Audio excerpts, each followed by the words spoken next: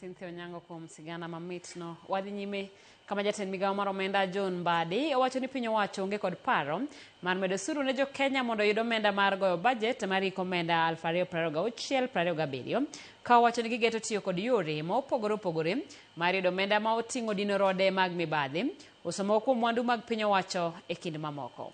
Kaka jafwambo marwa George Malero, oganda mawuok e gwenge mag Nyanza ne ogolo pachgi kotenore kod budget mar Kenya mar iko omenda 2026-2027 kaachiel kod paro mar piny owacho mar uso moko kuom mwanduge ne ji giwegi.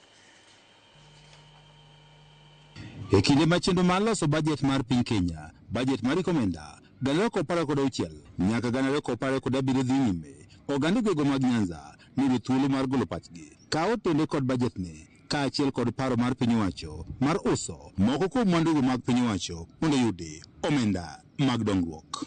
Oganda ni ogolo pachgi ka otende kod yore mag yudo omenda mar siro budget kaachiel kod migepe mag gidwaro mondo koro ng'i maber e kinde ma iloso budget mar hik omenda mar 2026 nyaka 2027 e kinde twak mane obagi ka tiegruokno ma jopuonj ma Migori romo ne ochopo kod jatend migawono mar omenda MBADI.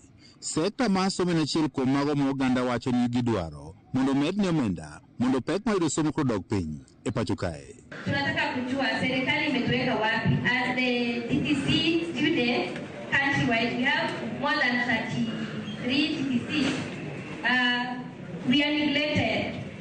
We feel neglected because the ones who are in the universities, we come from the same community. You will realize that we are proposing to increase funding for higher education loans board from 41 billion to 58 billion. That's almost 40% increase in that fund. We are also proposing to enhance the university scholarship from what it is today of 16 billion.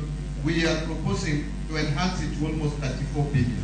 Paro bende ni wuok mopogore opogore ka otende kod paro mar piny owacho mar uso moko kuom mwandu mag piny owacho mondo omenda oyudre ma inyalo sirgo budget mar iko omenda 2026 nyaka 2027. Ukiuliza private sector iende sehemu fulani hapa Kuria and government has not ventured anywhere there. Ukiuliza private sector iende Nyatija itaenda. So as we privatize public institutions that we have, we want more government investment as startups. We prioritize today the public paracetamol. Many of our Kenyans are going to lose jobs. For instance, when the Sunny Sugar was privatized, many of the locals, they lost their jobs. Jatend migawo mar omenda MBADI e kinde twak mare ne wane piny owacho onge kod paro mar medo osuru ne jo Kenya to gichano tiyo kod yore mamoko ma noni omenda oyudore mar siro budget mar iko omenda 2026 nyaka 2027. Kenyans have told us no more taxation. No more taxation. Kuna mtu hapa anataka tuendelee na kukopa deni zaidi. Then we must be innovative. We must be creative because services must still be provided.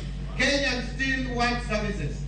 So for us to finance those services without more taxes and without taking more debt, then we must be innovative.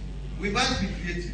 Number one, we must curb corruption. MBADI wacho ni paro ma piny owacho nitiere godo mar uso moko kuom mwandu mag piny owacho mondo omenda oyudre mar dongruok en paro maber kendo jokejo nego sir. That is why recently we passed a bill which is now an act of parliament and is part of our legal framework called Government-Owned Enterprises Act. That act has brought significant reforms in how we are governing or going to govern commercially viable, profitable government entities, about 60 of them. They are going to be run with a commercial mindset. George Juma, Ramogi TV, Migori. Wadakao yueyo machielo chenro mar ang'ich welo oteneno kanyo Ramogi TV ler obira dhi ataro mar chik an Baba Jaden from Okosele. Honorable Moses PK wacho ni imore asedonjo e chenro kaka pile kowuok Mawego National Polytechnic.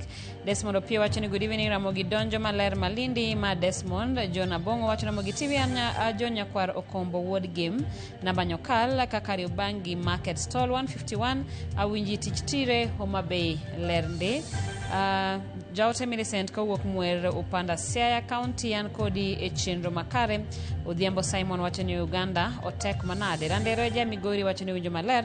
Kasami kijana wacho ni winjo makare. Sami mawuok Mombasa. Nyakwa Ramogi waduogi weche mag tuke kidhi mabor.